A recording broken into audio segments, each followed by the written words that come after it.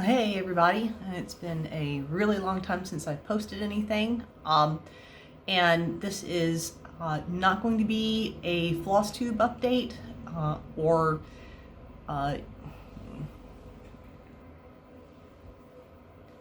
hey, if you're seeing this video, it might be because you searched for arm lift or brachioplasty recovery videos. If so, I'm glad you found mine. I hope I can give you some helpful information if you are thinking about embarking on this journey, or if you have already found a surgeon and scheduled your date. I am, just to introduce myself quickly, my name is Beth. I live in Northern Virginia. On January 19th, 2023 in the afternoon, I had an extended brachioplasty with a plastic surgeon in Maryland, Dr. Michelle Shermack. I have had loose skin under my arms for almost 30 years.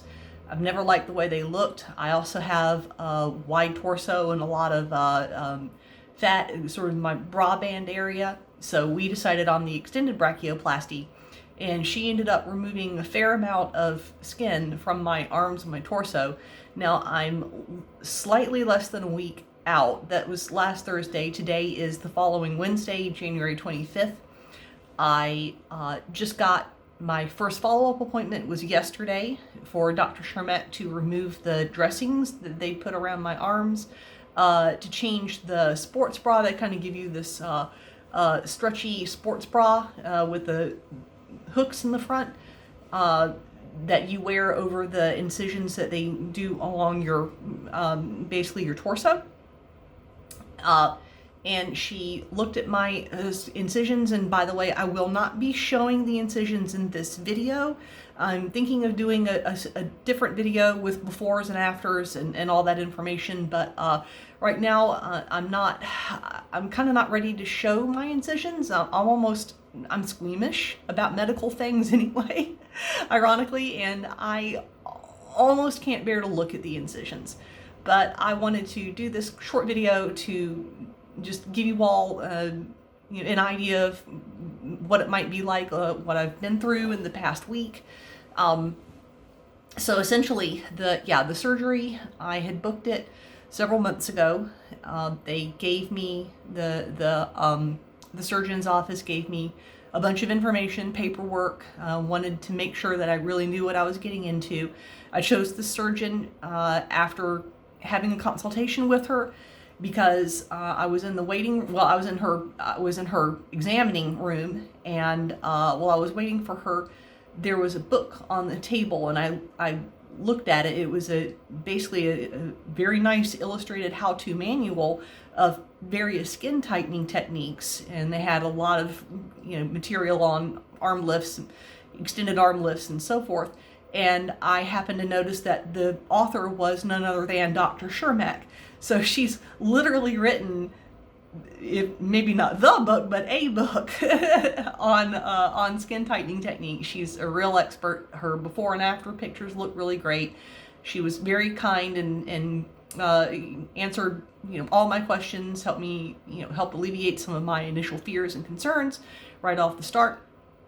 So I'm really glad so far. I'm still really glad I went with her, and basically the experience of so far has been, I knew that recovery was going to be tough. I mean, this is not minor surgery, and she did take off based on the markings that she made on my arms and my torso when on the day of the surgery. I could tell that there was going to be a lot taken away. And I had not had general anesthesia since I was 19. I was only out then for about 30 minutes. This time I was out for about 2.5 hours. She did find an issue with a nerve in one of my arms that she actually had to remove, and she documented this. And this is going to be in an upcoming book that she is writing, devoted exclusively to arm lift surgery. So that's kind of cool. I'm going to be in a textbook. There's my contribution to medicine. I'll take it and run. So anyway, The surgery, apparently, other than that one issue with the nerve, everything went really great. I was in the recovery room for about an hour. Then they sent me home, all bandaged up, with my husband, who has been my caretaker through this whole thing. And really, my main piece of advice to anybody who's considering getting an arm lift: make sure you've got people to help you, because your mobility is going to be so limited. Of course, they discharge you with all these instructions of, don't even attempt to do housework. Don't attempt to pick anything up. Don't raise your arms up, past a certain level, or your mobility is incredibly limited. So I wasn't able to do anything for myself except I could sort of brush my hair after a couple of days. I could at least, get my arms up high enough to my hands up to about eye level. I could brush my teeth. Thankfully, I could use the bathroom by myself. But getting out of bed, in and out of bed, was really tough for me. I didn't think ahead of time that our bed is actually kind of high off the ground, and the mattress is a little bit dipped in where I lie, and kind of makes a dugout canoe shape. And when you can't really use your arms to help you get up, that's a factor. So I tried spending one night, I think it was the third night after surgery, in our guest room. And that mattress down there was very, very firm. And you can't sleep on your sides of your stomach in the, first day, while you still have all the dressings. And the dressings were very bulky, very tight. I kind of had to, walk around with my arms out at all times. I was trying to elevate and use ice compresses. We have gel packs. My hand where the IV went in was very, very swollen, very bruised starting on day 2. That was kind of a nasty surprise, but it's to be expected. I was, again, had it there for over, 2.5 hours. So I handicapped myself a little bit. I should have, if I had to do this over again, one thing I would change would be to better set up where I was going to be sleeping. That one night I tried in the guest room was one of the worst in my life, because I could only lie on my back, and that hard mattress, after a while, it just became intolerable after a few hours like that. So it was back upstairs to the guest room, and we made some adjustments, and now with the dressings off, it's definitely easier for me. I can even lie on my side for a short time, which helps relieve the pressure of lying on your back all the time. I am now, as of today, I have been off of the heavy painkillers for actually 2 days now, so I'm okay to drive. I did go out and drive, do a couple of errands today. Wasn't out terribly long. I signed into work. I have a desk job. I work remotely. This is actually my home office I'm in right now. And I checked in and said hi to my manager and caught up on some emails, and was actually able to type with, it's pretty comfortable. So I'm optimistic that I can start going back to work this week, at least part-time, so I don't have to burn through all my PTO, what I have of it. But mainly, ever since I came home last Thursday, up until going back to the doctor's office yesterday for the follow-up treatment. And by the way, she said my incisions look really good, so I'm happy. I sounds like I did everything right.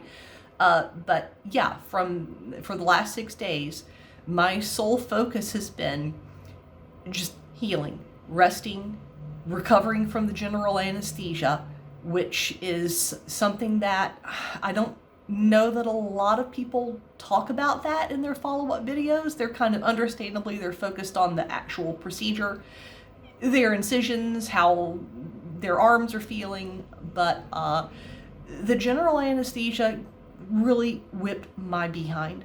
And for the first 3 days, actually the first night when I got back on Thursday, not too bad, because I was still, really woozy out of it. They gave me heavy painkillers during the procedure. I had the actually I think hydromorphone. Yeah, I had hydromorphone. So I took obviously another one of those that night, and slept pretty well. And it just takes a couple of days for the real pain and the swelling, and for your body to it hits your body like, whoa, wait a minute, I just had something like incredibly major happen to me. And so my system just took a few days to really get that, the last of the general anesthesia, nausea and wooziness, and just generally feeling low. And they warn you, Dr. Sharmak's office does warn you. They give you your aftercare paperwork, and there is a whole page dedicated to how you're going to feel in the next week. And I read it post-op and thought, oh, well, they're probably exaggerating a little bit. Yeah, nope, not at all. I would say, if anything, it was even more of a roller coaster than what they were warning people about. I have to say, for the most part, the roller coaster felt like it was plunging at terminal speed. I never had any regrets, and I still don't. Oh no, what have I done? Oh, this is I did the wrong thing. I knew I was doing the right thing. I just felt so bad from the general anesthesia and those compression bandages around me, so tight. By the time so I got them off yesterday, Tuesday. Monday night, I told myself, oh God, I can't do another night with these. It just, I think they moved around a little bit, kind of gotten bunched up. It was incredibly uncomfortable, even with the pain meds. But I had told myself that if I felt like I could take it, I was going to stop the hydromorphone by Monday, like Sunday night or Monday morning. And so I did, and I've been getting along with extra strength, prescription strength Aleve, and regular over-the-counter Tylenol since then. And I do have, as far as the incisions go, and the sutures that are still in there, I do feel a lot of tightness there in the skin. I'm absolutely aware almost at all times, but I found that mobility-wise, there are a number of things I can do. Like, I can sit at the computer and use a mouse quite comfortably. During the day, I have been, today's the first day that I've actually gotten on to use the computer in any meaningful way. For the first several days there, I sat on the couch and watched videos through, which I never do. I am used to being very active, multitasking, always on the go. I cannot just sit there and stare at a screen. So that took some getting used to as well.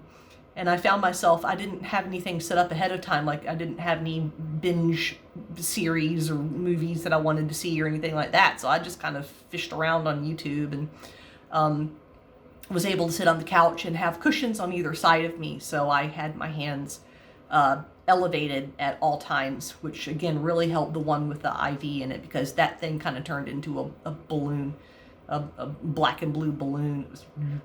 It's no fun. That got much better since yesterday afternoon when they took the dressings off. So where things stand right now, I still have the external sutures in my arms. I've been told that it's okay to get in there and shower. My physician or surgeon advised me that I can wash the sutures. Right now they're not covered. But I should wash the sutures with a gentle body wash and actually massage them, rub them a little bit, which I'm kind of working up the nerve to do. I could not really bathe adequately since the day of surgery. The best I could do was one time I got in the shower with a stool, and we had the handheld sprayer, and I just kind of washed down my below the waist.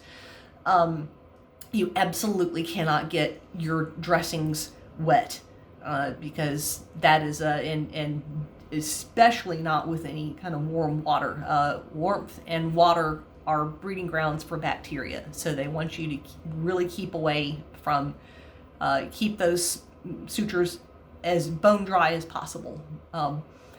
So I follow the instructions to the max, and to my great relief, when they took the dressings off yesterday, the surgeon said everything looked really beautiful so far. And I looked at my arm from the side. I think I can do that without showing any, yeah. So it's obviously it's very swollen, but this is a very, very different looking arm than the one I had when I went into surgery last Thursday. So I feel confident that this was the right thing to do, that Dr. Shermack is a fantastic surgeon with a lot of experience doing arm lifts. She said that those arm lift procedures, she's been doing more and more of them lately. It's really jumped in popularity. And again, this is disclaimer, I don't work for Dr. Shermack. She hasn't asked me to do any kind of review or mention her. I'm doing this just because I am so far a satisfied patient. Other than that, I think I'll go ahead and end the video here. Again, I will continue to do updates. They won't be day by day, I'm sure, but I will give. I'll have updates where I've got some before and after pictures. I'll get my husband to take a couple pictures of my arms as they are now with the sutures, and just so you get an idea. I mean, I took a peek at them earlier, and they look just like everyone else's arms at this point. And, 6 days after the surgery, there's, everything's still bruised and puckered looking skin, and it just looks terrifying. But so far, everyone I've seen who has done their own arm lift journey videos and photographs, everyone looks terrible at this stage. And then as things go on, the scars flatten out, the sutures go out, and it just, it improves slowly over time. I have realistic expectations. I know this isn't going to be an overnight thing. It's a long journey. It's only just begun. I consider this week, week 1, to me, this is like the sub-zero week. I don't even feel like right now I'm at zero. I'm, as far as my physical and mental well-being, I felt, especially when the general anesthesia was still getting out of my system, I felt like I was lying in a, box in a crevice deep in the floor, and I could only look up and see, the so-called normal life many feet above me, and I'm working my way back up to that point. I obviously cannot do anything physical. I can't even do housework for a couple more weeks. So I'm going to have to go on the mother of all cleaning jags as soon as Dr. Shermack gives me the all clear. But right now, sub-zero week to me means you are simply resting, recovering, and starting the healing process. And everything from here on, there will be, I'm sure there will be setbacks, and it's a staircase kind of thing, not a fast elevator to the top of the skyscraper, but I'm sure things will improve over time. It's just you have to keep your expectations realistic at this point. Understand your physical limitations, your mobility limitations. Follow the doctor's orders to the letter and then some. Always call if you have questions. But so far so good. And so if anyone has any questions, please feel free to leave a comment. I will try to get back to you as quickly as I can now that I can type. And I will continue to do updates as time goes on, and I feel like I have something worthy to update you all on. So that said, take care. And again, if you are someone who is going through this more or less the same time I am, high fives to you. And if you're thinking about, this process, there's a lot to keep in mind. And I feel like it helps for you to see other people's stories and hear their experiences. And it might help you make a more informed decision, because this is massive, massive surgery. Please don't go into this lightly. Please don't leave things to the last minute or just say, hey, it'll all work out. Because like I said, I kind of did that with my sleeping arrangements and really regretted it. This last week has been bad for lack of sleep. So hopefully things will, again, sub-zero a week. I think things will improve as time goes on. But anyway, you all take care, and I will see you in the next update. Bye-bye.